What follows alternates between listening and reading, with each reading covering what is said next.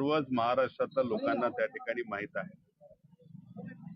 पण ज्या भूमीने आणि ज्या लोकांनी त्यांना पाठबळ दिलं, मताधिक्य दिलं, त्या बारामतीकरांना तर दादांचा स्वभाव, त्यांचं कार्य, त्यांचं काम, त्यांचा संपर्क, काय पद्धतीने ते बारामतीकरांवर दादा प्रेम करायचे, या सगळ्या गोष्टी त्या ठिकाणी माहीत आहे.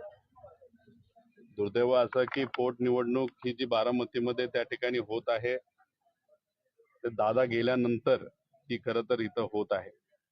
काकी उभ्या आहेत, इथं येऊन लोकांना भेटून चर्चा करून फक्त मी विनंती करत आहे की मतदान होत असताना 100% मतदान प्रत्येक गावातून हे अजितदादांच्या कार्याकडे बघून सुनेत्रा काकींना त्या ठिकाणी व्हावं, याच्यासाठी खरं तर येऊन लोकांशी मी संवाद साधत आहे. कारण का बारामतीकरांना तुम्ही आदेश देऊ शकत नाही, बारामतीकरांना तुम्ही विनंती करू शकता. कारण इथे असणारे लोक हे फार हुशार आहेत आणि पवार परिवारावर इथं असणाऱ्या लोकांचं प्रेम आहे. त्यामुळे इथे येऊन त्यांना मी विनंती केलेली आहे. खरं तर आज सकाळी कनेरीला जाऊन पवित्र हनुमान रायांचं त्या ठिकाणी दर्शन घेतलं आणि ते दर्शन झाल्यानंतर इथं काटेवाडीला येऊन लोकांशी संवाद त्या ठिकाणी साधलेला आहे. सर्व पक्षाचे लोक, पदाधिकारी खरं तर इथं आलेले आहेत. काल संध्याकाळी हा दौरा तिथं ठरला, पण हा प्रचार दौरा नसून लोकांचा संवादाचा कार्यक्रम आहे असं आपल्याला त्या ठिकाणी म्हणता येईल.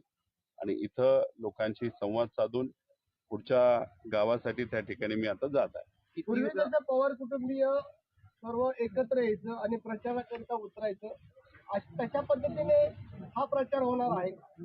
खरं तर इथं येत असताना मी रोहित पवार म्हणून आणि अजितदादांचा पुतण्या म्हणून आणि दादांचा कार्यकर्ता म्हणून प्रचारामध्ये आलेलो आहे.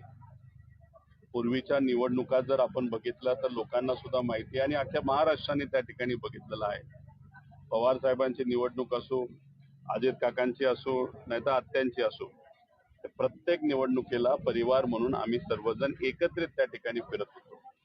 कुणी द्राय भाग घ्यायचं, कुणी शहर घ्यायचं, कुणी इतर राहिलेला भाग त्या ठिकाणी घ्यायचं, लोकांशी बोलायचं, महिलांचे काही कार्यक्रम नाही तर भेटी काही लोक घ्यायचे. त्यामुळे ते जे वातावरण होतं, तो जो काळ होता, हा संयुक्तित पवार परिवारासाठी अतिशय महत्वाचा आणि चांगला काळ त्या ठिकाणी होता. पण नंतर ज्या गोष्टी झाल्या त्या झाल्या आणि आज दुर्दैव असं आहे की पोटनिवडणुकीमध्ये ते सुद्धा दादा गेल्यानंतर इतर निवडणुकीच्या प्रचारासाठी यावं लागतंय.